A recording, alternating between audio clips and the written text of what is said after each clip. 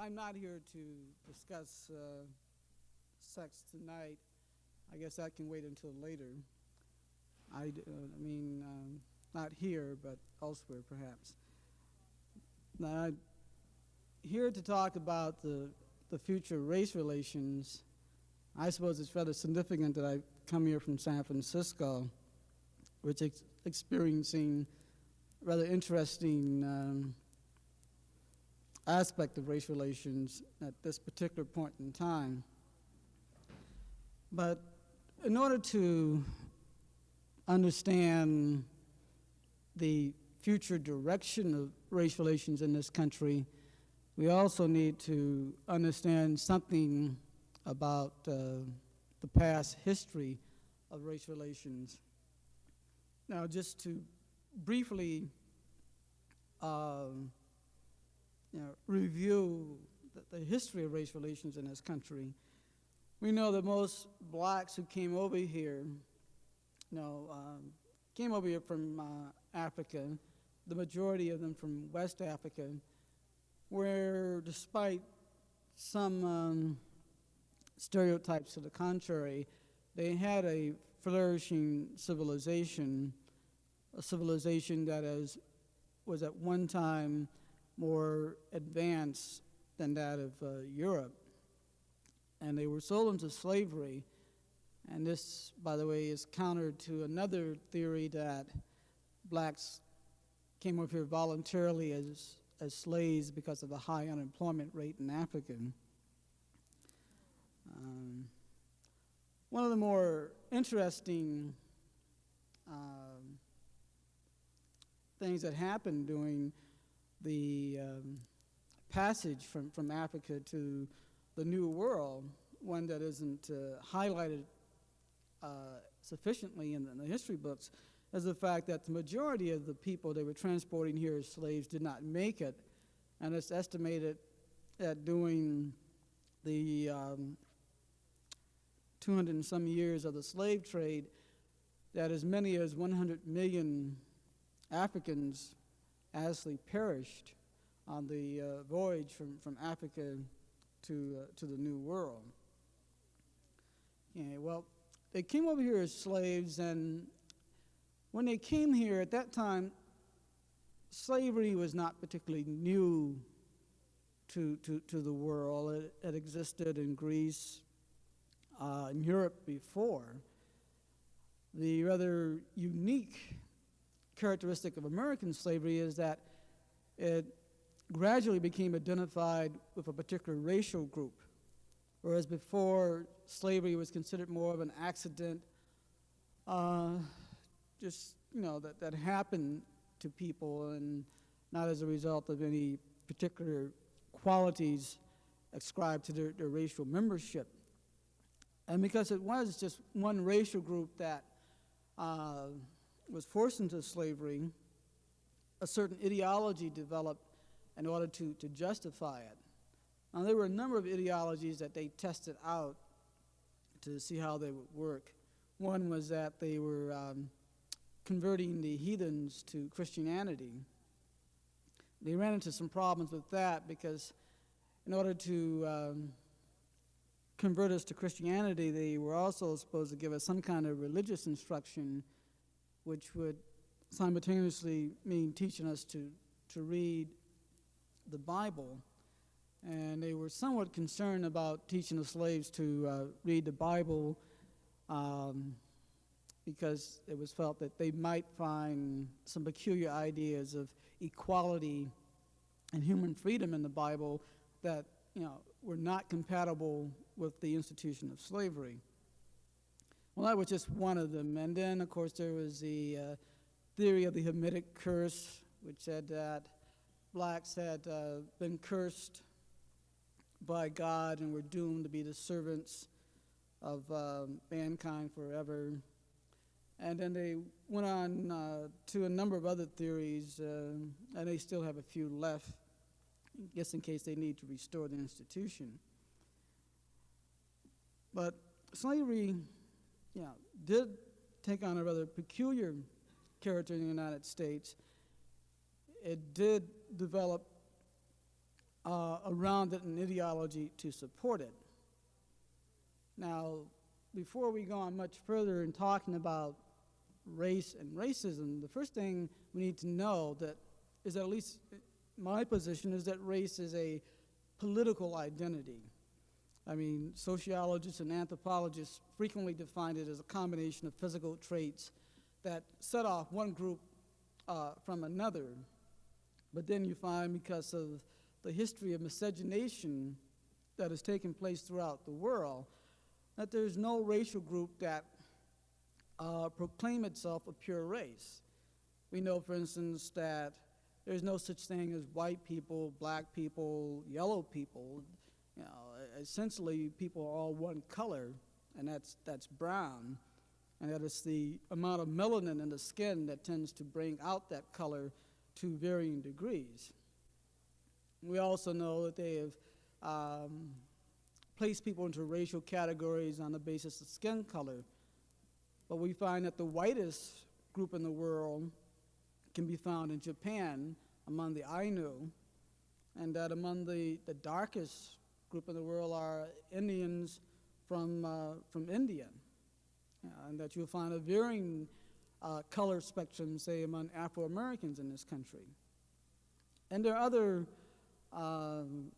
standards applied to place people into racial categories, like what percent of white or black blood they have, which is rather interesting. And there are still some people who think that you can actually tell a person's racial type by their blood. I'm not sure if the Red Cross is still one of them or not, but at one time they were separating the blood of white and black soldiers. And that makes, telling a person's racial type from his blood is about as accurate as telling a person's racial affiliation from looking at, a group of shoes lying on the floor. You can tell which ones have been worn by a white person and which one have been worn by a black person. Yeah. But still, that was one way, and I think the state of Louisiana had a law saying at one time that if you had so much of a percent of white blood, you were white, and so much of a percent of black blood, you were black. Again, we don't know exactly what measuring rod they used, except that was their criterion. But essentially, race is a political identity. And by this, I mean that it simply determines how you are to be treated in a society. Okay, what your life chances will be, what rights you have, what privileges you have, and what liabilities you will incur. Now, so that we run into the rather absurd example, for instance, of them classifying Native Americans in this country, and those also known as American Indians, as non-whites. But at the same time, they'll classify Mexicans or Chicanos, who are mostly mestizo, or a mixture of Indian and the Spanish that colonized Mexico, as legally white. Okay, well, one might think that with the case of the Indian, they could make an exception. But then we find also the curious case of them classifying, say, Puerto Ricans who come to this country from Puerto Rico as legally white, although it's known that about 90% of the population of the country of Puerto Rico is mulatto. That around the beginning of the 20th century, about 60% of the population of Puerto Rico was pure African. And today, about 4%, has some trace of black ancestry, some very obvious trace of black ancestry, which is to say that there's been so much amalgamation that has taken place, that what you've created is a hybrid race that in this country would be black if you were an American, Afro-American, but if you come over here and you're a Puerto Rican, then you can be legally classified as white. Now, one cannot look to logic to understand these racial classifications. What's important is that it determines your political identity and how you are to be treated. And they're much more concerned about, say, the 30 million Afro-Americans who live in this country and classifying members of that group as black than they are the 1 million Puerto Ricans that have come over here who are mixed and would be considered black if they had been born in this country. But being born out of the country, of course, can make you white. Okay, so here we have then race as a factor, but the development of slavery. But what we also need to understand is that slavery started as an institution for economic gain. That at one time, the gross national product of the South was, for the most part, based on the forced labor of Africans. And that once it became peculiar to that particular racial group, then the racial ideology developed. Okay, now, slavery declined not because it was a moral outrage against the American conscience, as many would have us believe, but simply because it had become a very ineffective way of making profit. It had become very dysfunctional in the development of capitalism. That is, a free laborer could do the work that it required 20 slaves to do because of the fact that they were being forced to do it. Because the slave protested in very subtle ways his condition of forced servitude by killing old master's cow, of plowing under all the crops. And there are hundreds of stories of the slave master's fear of being poisoned by one of his cooks.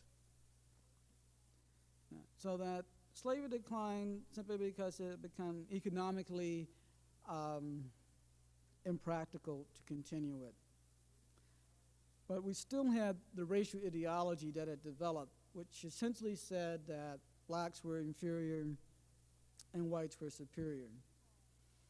So that not too long following slavery, you had what we call the origin of Jim Crow. And this was the development of the apartheid version of America's racial system. Racial segregation was to be maintained by law in all public facilities according to race. Now, at one time, the Supreme Court ruled that racial segregation was constitutional as long as it was equally applied. But there is nothing equal about 90% of the population that is white and controls all of the society's political, economic, and social institutions, segregating the other 10%. And of course, they eventually came to that realization about 60 years later. What you also had was the development of what is commonly called a racial caste system. And a racial caste system means a fixed status according to race. That is, all blacks on the bottom, all whites above them. Okay, and that there is no mobility within that stratification system. And for the most part, I've been talking about the South here because I'm still kind of in the 19th century, and that's where about 90% of the black population was until about 1910, when there was some migration out from the rural areas of the South into the urban areas of the South and the North. Okay, now this racial caste system was symbolized by things like how people were addressed. That is, whites could address blacks as boy, girl, by their first names. Once you became older, you ceased being a boy and became uncle or captain. Whites, of course, were always to be called by their addressed by the title of Mr. Or Mrs. And if one got very friendly, you could call them captain, which kind of symbolized the fact that they were in charge of the ship. There were prohibitions, legal prohibitions on interracial marriage, which existed until about, I think it's about 5 or 6 years ago. And of course, there were even stricter informal prohibitions on interracial mingling between white females and black males, while black females were subject to the unwanted attentions and sexual assaults of white men of all social classes. Now, one of the more interesting things that incidents that happened as a result of these very strong taboos, for instance, on black men and white women, was the classical story that blacks in the South used to tell about the fact that, when everyone encountered a white female in the South, that you were always to avert your eyes as if, you really didn't notice her. And you were never to shake hands with them or to touch them in any way that could have any implications of intimacy or equality. So that there was a rather unusual incident that happened once in the South where some white woman was actually drowning in quicksand. And a black man happened to come by, and she called out for help, and told him that she was going down quickly in that quicksand, and it wouldn't be long. And there was this poor black man who was rather old, and he'd been taught all along that one doesn't touch a white woman under any circumstances, and he couldn't see how this was any different than the normal situation. So she was there crying help while going down in the quicksand. He was standing there thinking, well, it's either me or her. If she goes down, then I may go up, up a tree with a rope around my neck. And this is a kind of, ironic story that's told to somehow show how the system of racial segregation worked against both whites, and blacks. Another thing that happened under the racial caste system was the fact that blacks were forced to adopt rather servile manners and rather humble means of deportment and dealing with whites. Or to put it in another way, they were forced, as we like to call it, to tom. Now, some of them tom for various reasons. One reason, of course, is that they tom simply out of fear. That if you didn't tom, the captain would think you weren't respectful enough. Some of them tommed out of the prestige, that if you were a skillful enough tom, there were certain prestige advantages that went along with that, such as, being able to get your son out of jail because you had tom to the rather powerful person in that community. Then there were those who tom for economic advantages, simply because it paid off if you tom before the right type of white who liked to be kind of patronizing. And then last but not least, there were, of course, those blacks who tom simply because they loved tomming. And these were men who simply saw tomming as a skillful art. And there's still some times of that kind left around. Many of them are heading up some of our Negro colleges today, and including one that I once taught at in Florida. Well, he's no longer heading up that that college. I think he's now been put in charge of international relations at that particular school because of an incident that happened while he was president.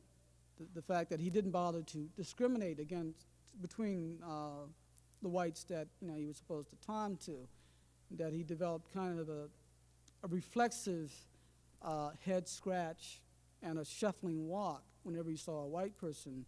And there was a case of some white man that had broken out of the state labor farm and came through the campus, and the president of this particular college saw him and took him on a tour of the campus and gave him lunch and sent him on his way. And that was when he was removed from that particular position and put in charge of international relations. And nobody could quite figure out what that job entailed, since we didn't have any foreigners on the campus, and I had no correspondence with any, but I think it was kind of a way of cooling them out of the college system.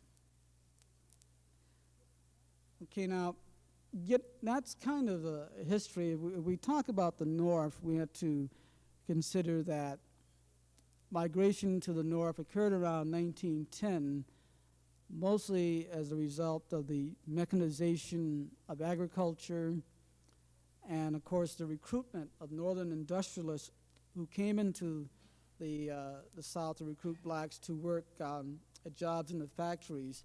And this occurred during World War I when there was a labor shortage. And in the North, things were considerably different because they had no Jim Crow traditions. They had no racial caste system.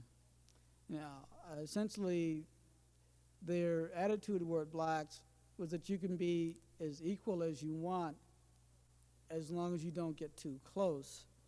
Whereas in the South, it was that you can get as close as you want as long as you don't try to get too equal. Now, if we want to understand the future trend of race relations in this country, I think we got to take a slightly different perspective than we usually see in our sociology texts on race relations. Now, which frequently tell us that, well, the reason you have racial prejudice in America is that because all societies, the dominant group has a certain kind of antipathy toward people who are different, or that the reason you have racial prejudice in a society is because all newly arrived groups had to go through certain stages of adjustment before they become equal with the majority. And of course, that does not explain how come blacks who came over here 400 years ago are still at the bottom of the social ladder, and the Irish got ahead of them in about 2 hours after they arrived. Now, it seems that the process seems to work differently for certain groups, and the main factor seems to be skin color. But no, so they usually give us these sort of reasons as to why you have racial prejudice, why you have racial discrimination. And they use terms like discrimination and prejudice in comparison to terms like racism, which means control and dominance of a society by one group, and oppression, which means the exploitation of a group for certain gains. Now, and if we want to understand the future trend of race relations, we have to also understand that racism does not exist in a vacuum. It's just not out there with nobody in control and no particular motivation behind the patterns of racism. That to a certain extent, the white majority, has certain gains from institutional racism. And this doesn't have to be a conscious decision on the part of whites to reap those gains. I'm sure very few whites, grew up thinking, how lucky, they're going to be when they become an adult and all the gains they're going to reap from being white. That in many cases they don't seem to think of themselves as white.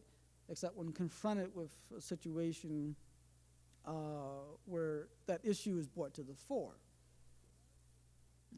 But there are certain gains, and they are built into the system, and they accrue to all whites to varying degrees or the other. And I can't exactly detail for you exactly how you, as a white person in Iowa who never saw a black person until you walked into this room, for instance, have gained. Or we can talk about the overall gains for the society based on, say, the system of slavery.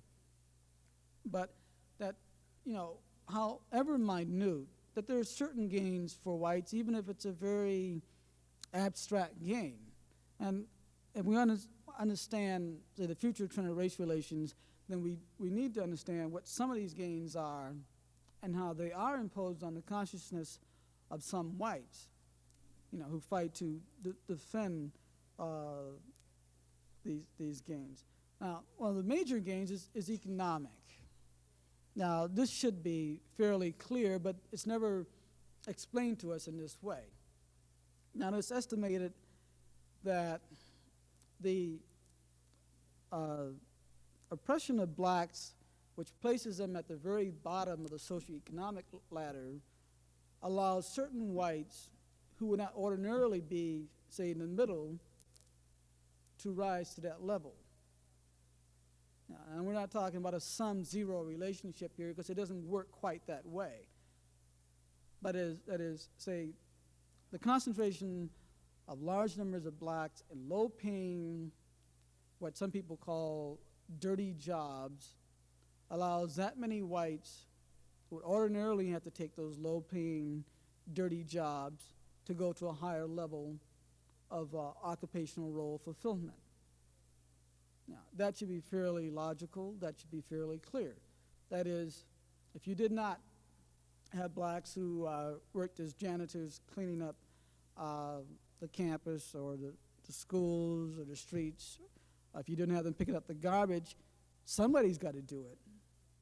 Of course, we might be at the point now where whites are so used to the idea that they shouldn't have to pick up the garbage that maybe they'll just let it sit there. But then you find things will get a little bit smelly after a while. But, it's the fact that you've got a certain group concentrated, and these jobs that are low-paying, low status, what are considered dirty jobs, allows that many whites to escape having to do those jobs. Now, obviously, that holds true to a greater degree in a setting where there are many more blacks. Like, I didn't even get a chance to see if the skycaps at the airport here in, I flew into Des Moines, were black or not. But it seems that no matter where I go, if they don't have but 3 black people in that town, those 3 black people are the skycaps at the airport. Now, I have been told that there are some white skycaps. I've never seen a white skycap.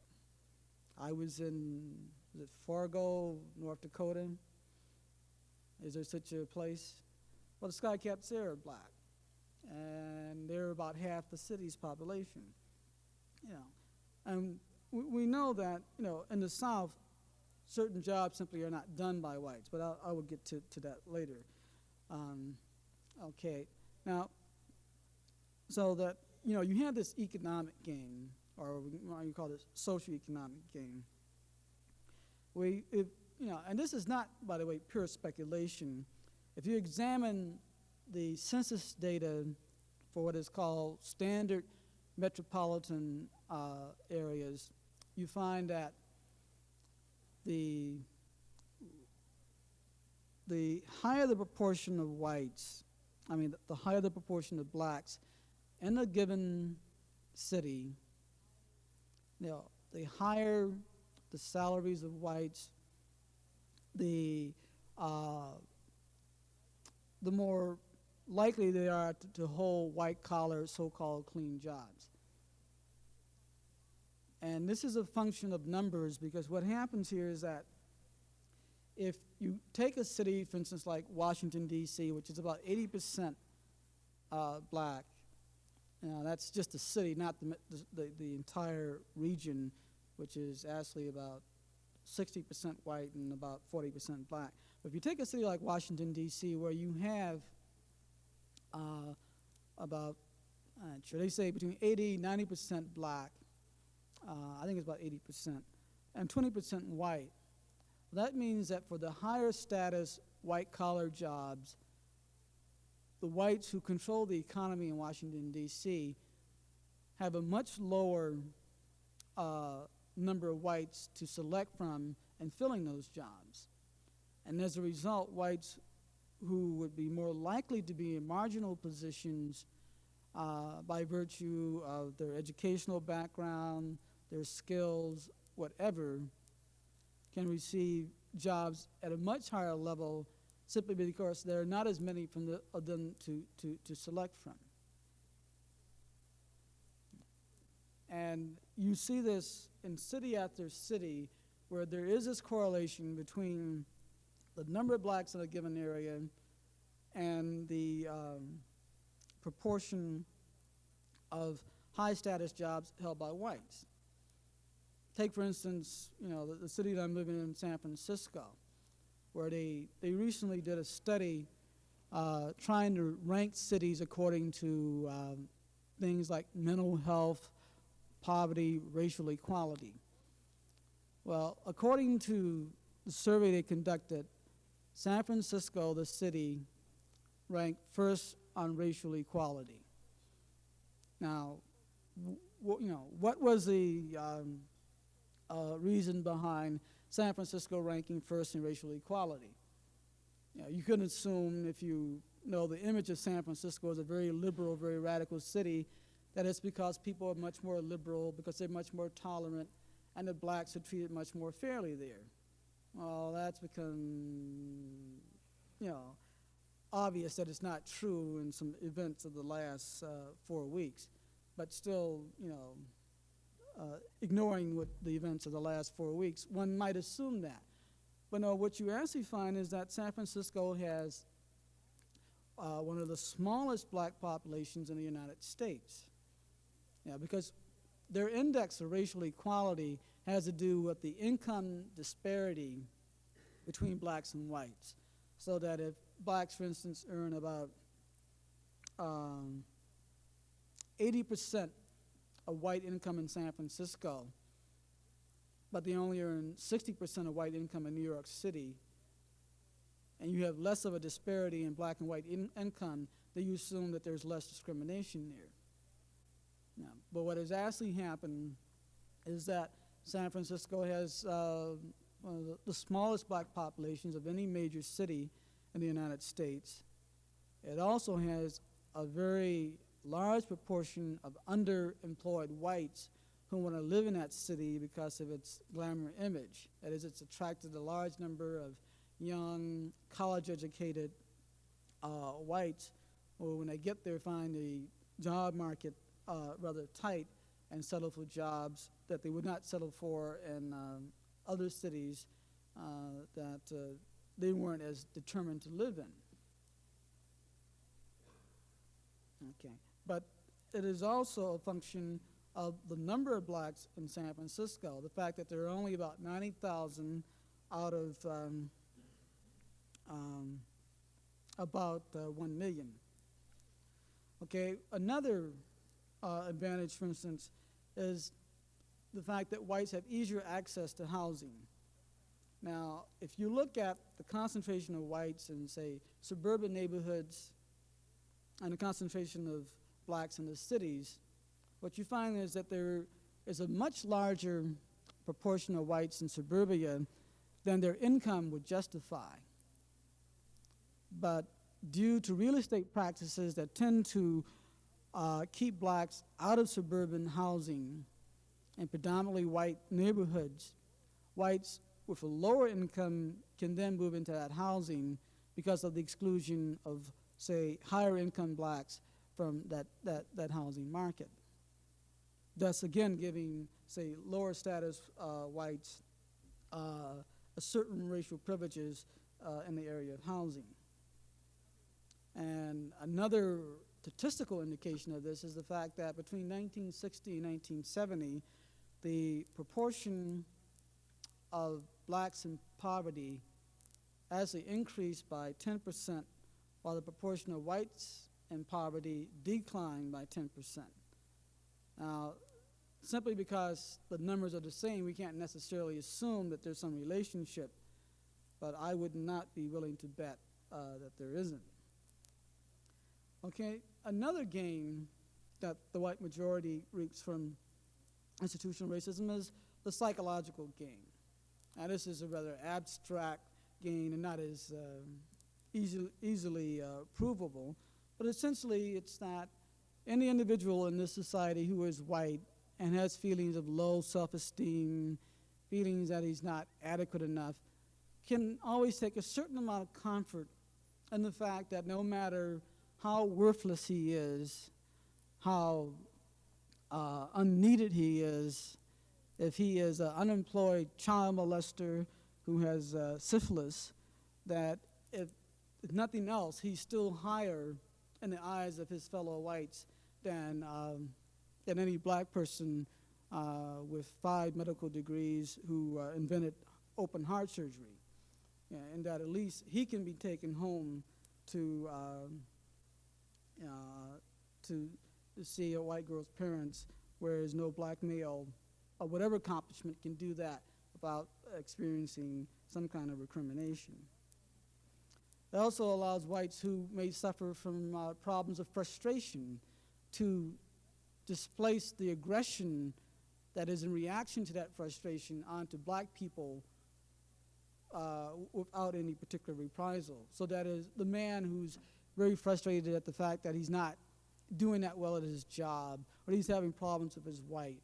And this frustration, as a psychologist would have us believe, leading to aggression. But if he can't direct that aggression at the source of his frustration, say if it's his wife or his employer or his coworkers, he can always displace that aggression toward blacks, because he can go around calling them names. He can even be beating them up in certain environments in this country. And no one thinks that's peculiar behavior, especially if you're in Macon, Georgia. The fact that you've beaten up a black man in a restaurant because you had a fight with your wife. The whites in Macon, Georgia see that as a normal prerogative of a white person. As a concomitant of the psychological gains are the status gains, the fact that, according to the racial caste system, which at the moment is in a period of transition, that all whites are ranked higher than all blacks, that you don't make distinctions of education, moral values, accomplishments, religions, religious affiliation, whatever. That essentially, if you are white, you have a higher status than all blacks.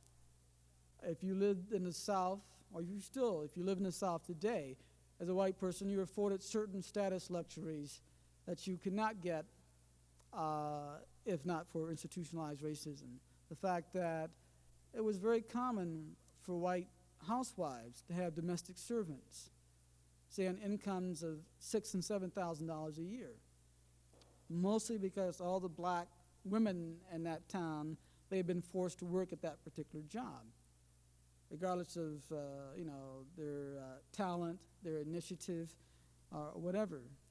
The racial caste system forced them into domestic servant roles, and white women were able to take advantage of this particular status luxury that would not be available to them in a society in which they did not have blacks to fulfill those roles.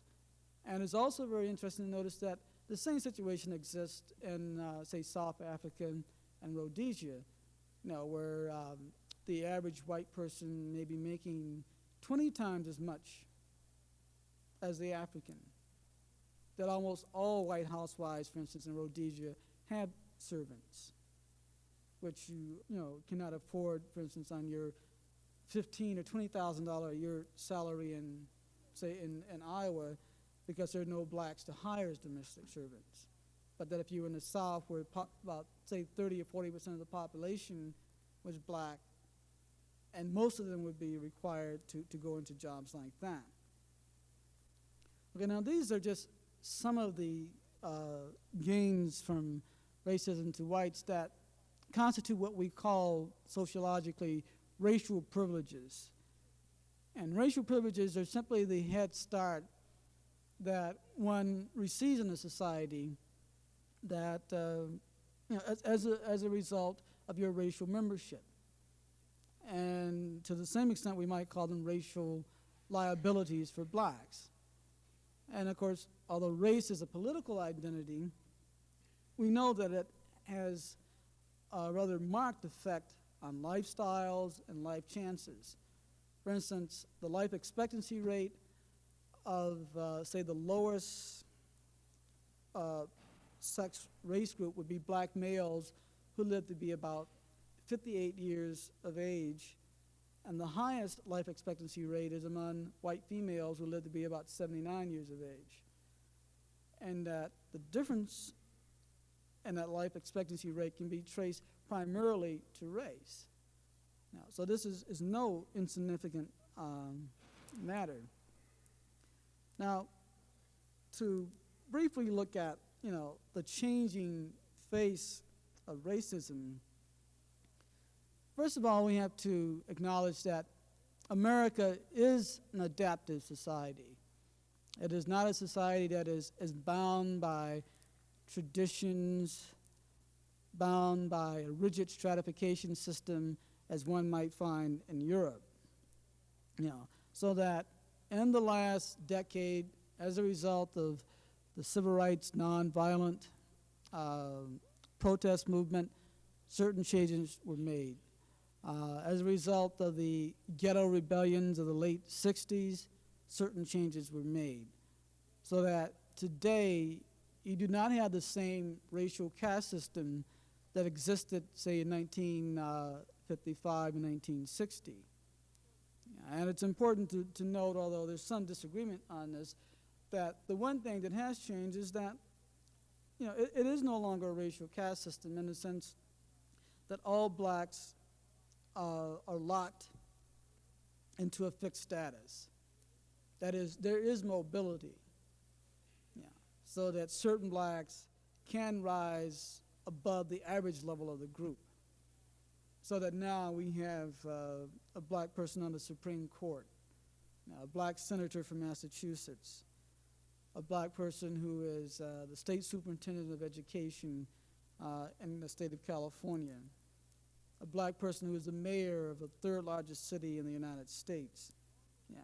All this is a symbol of the breakdown of the caste system, that there is mobility now.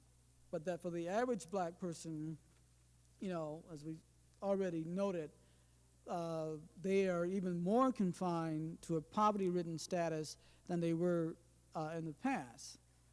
Because what has happened, while you have some blacks rising above the caste level of the group as a whole, certain other social forces have kept the others confined to what is now called a lower class strata, whereas whites are rapidly moving almost entirely out of the lower class into the middle class, so that all things being equal, that by the year 2000, the majority of whites will be in the middle class, with a significant number of blacks in the middle class along with them, thereby giving the impression that this is the land of equal opportunity, with the masses of black people still confined to the lower class and besieged by poverty, hunger, etc.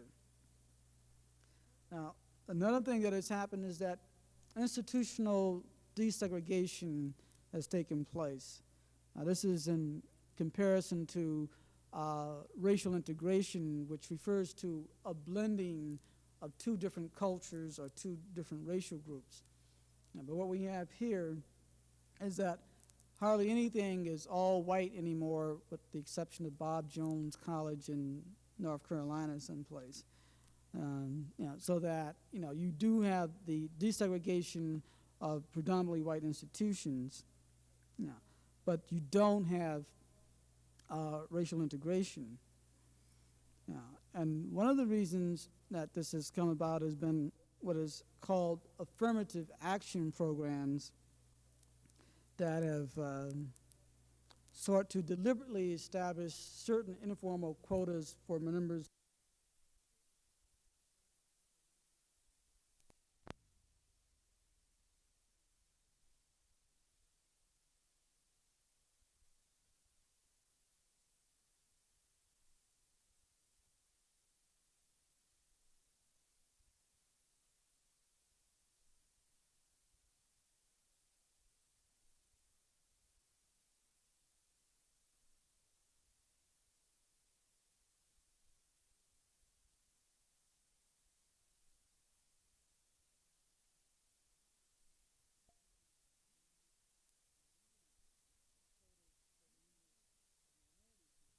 quotas for members of minority groups.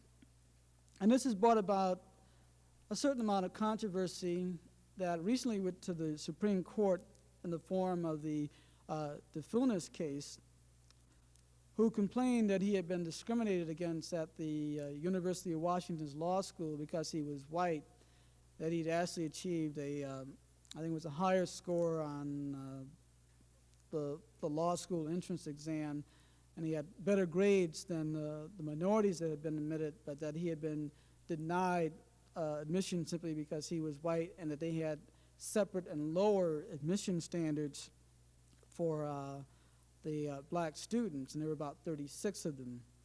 Now, you know, the Supreme Court copped out on this particular case by refusing to rule on it because they said DeFunis had already been admitted to law school, so that it was a moot issue.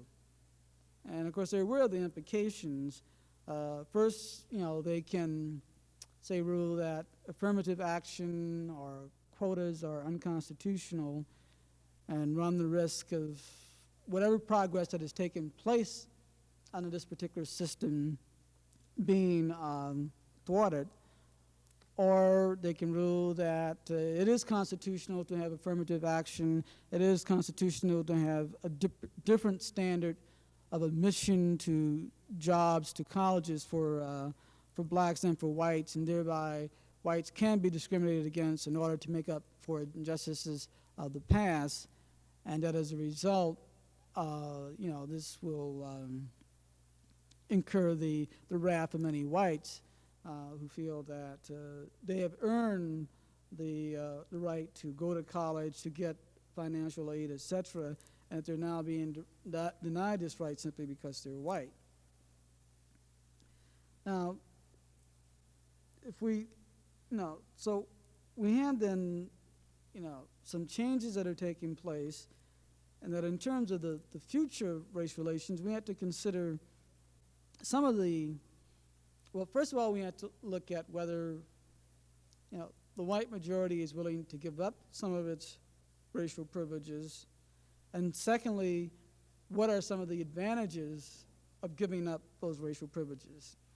Well, in order to understand the advantages, you have to understand the disadvantages of institutional racism, because despite my pointing out the gains of whites in the short run from institutional racism, that in the long run, there are obvious liabilities from the maintenance of majority group dominance. And among them, of course, is the fact that people have tended to identify themselves in terms of race rather than class.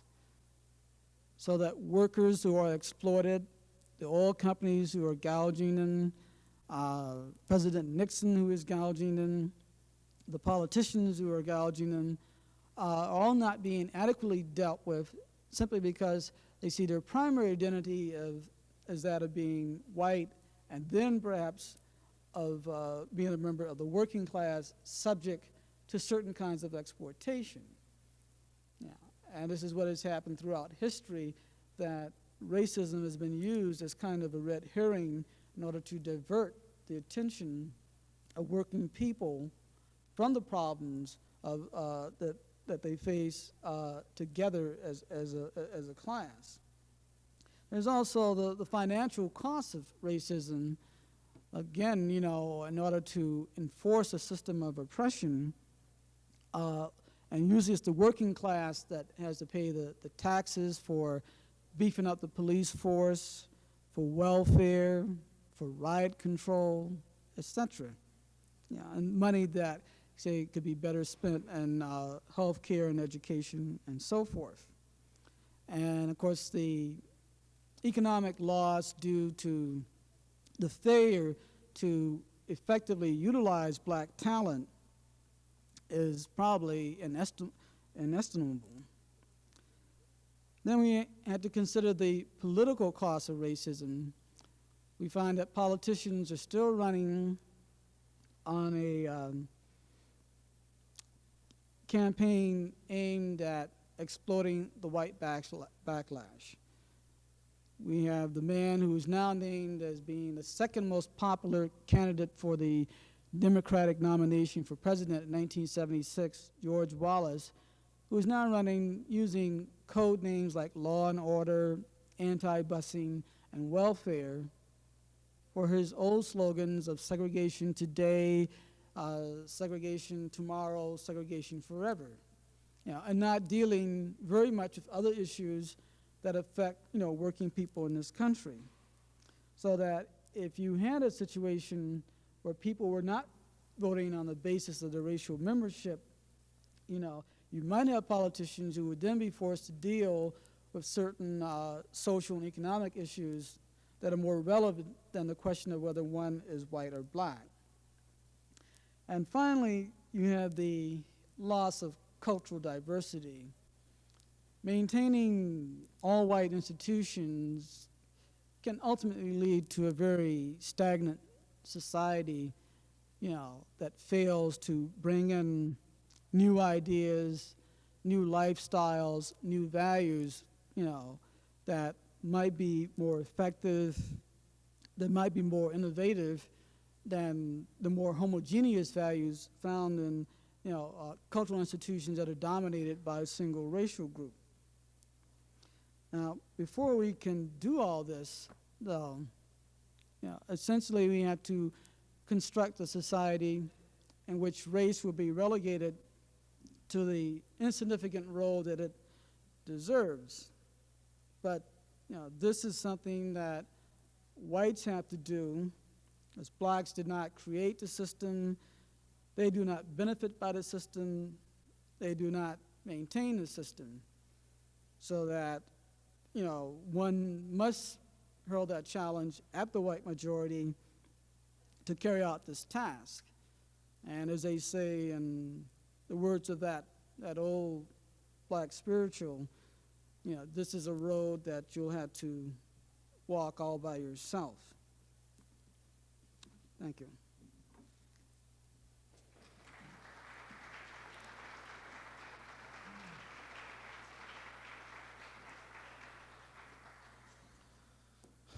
Dr. Staples would like to entertain some questions. If any of you have some, I might point out also at this time that there will be a reception following this event at the Black Cultural Center, 517 Welch. So we would like to now open the floor up for some questions, perhaps any area that you'd like to deal with. Brother Thomas.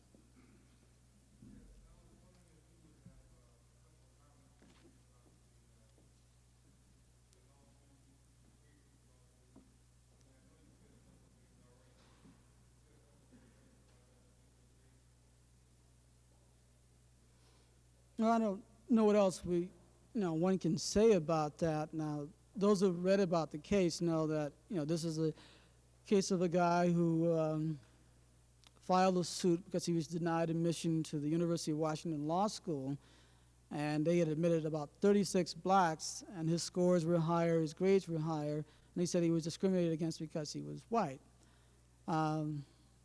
This ignores all sort of other factors that are present in this situation, that essentially in a society of scarcity, that probably some people will be deprived. And then what has happened is, historically, it's blacks that have been deprived. Okay, and they have been deprived for 400 years. Yeah, and the same thing has happened to a large extent with women, because much of what I said could apply to them. And that's essentially what it's all about, whether this society has any responsibility for correcting the injustices of the past, rather than looking out for the fortunes of one white male student who was denied admission to that law school. And I understand he was also admitted to quite a few other law schools, but simply felt that out of principle he should sue to get into that one, and made it a symbolic case for the white majority who felt they were discriminated against. And it's hard to sympathize with the white majority who's being discriminated against when we look at the fact that poverty declined about 10% among them and increased about 10% among blacks. You know.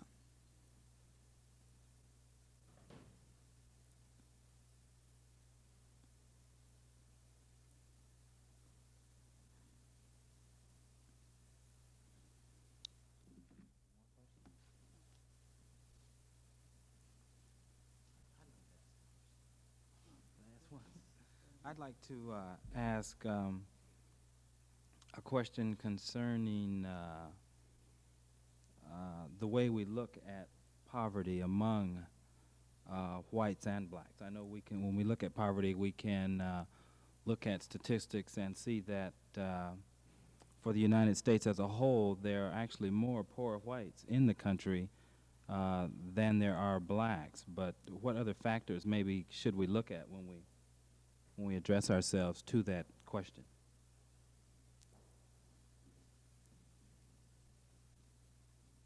Yeah, well, I think that's frequently said in order to avoid making poverty a racial issue.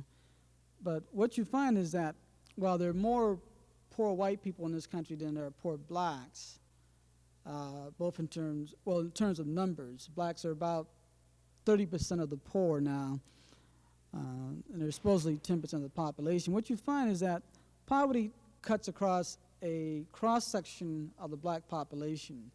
As you know, you find it in husband-wife families, among the young, the old, etc. Whereas poverty among whites tends to be concentrated among certain groups and certain regions, so that there's, for instance, a great deal of poverty in Appalachia, which is kind of hidden from the view of most of America.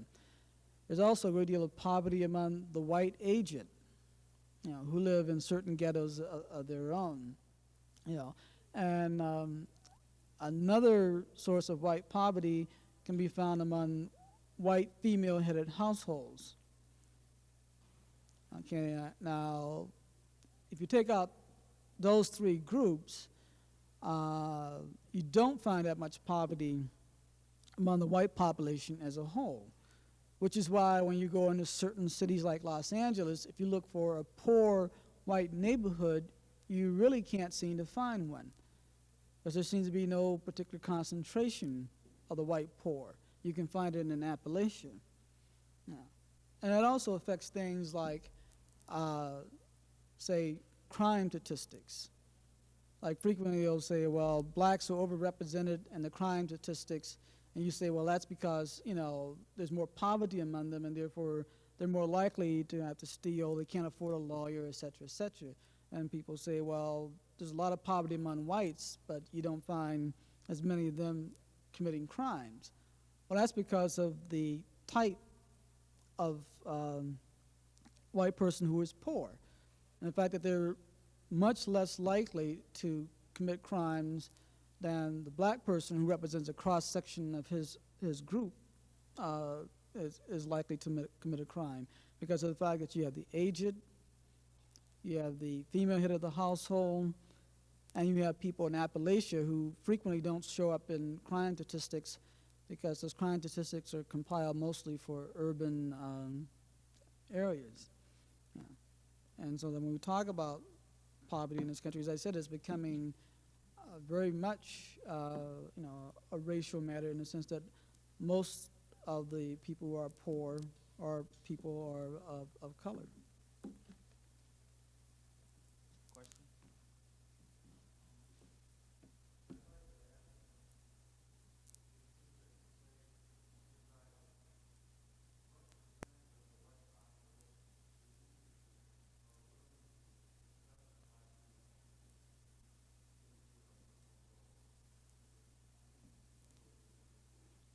Your question is,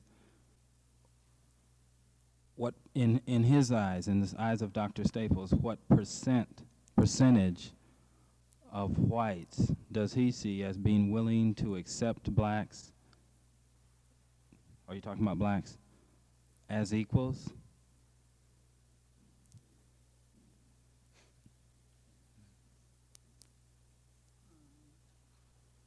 What you think?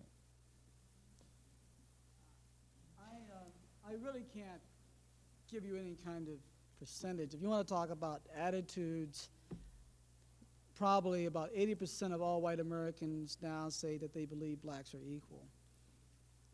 That's what they say to people from the Gallup organization and the Lewis Harris organization. And then you have to get down to specific areas of equality that they're talking about. If you get into interracial marriage, it's about 50% of them are equal to marry somebody who's white, not necessarily somebody in their family, but if some other white person is willing to marry them, then 50% are willing to accept that. Get into housing and schools, it's now around 70 and 80% who say that. Now, I have no way of knowing how many are actually willing. I can only tell you what they say.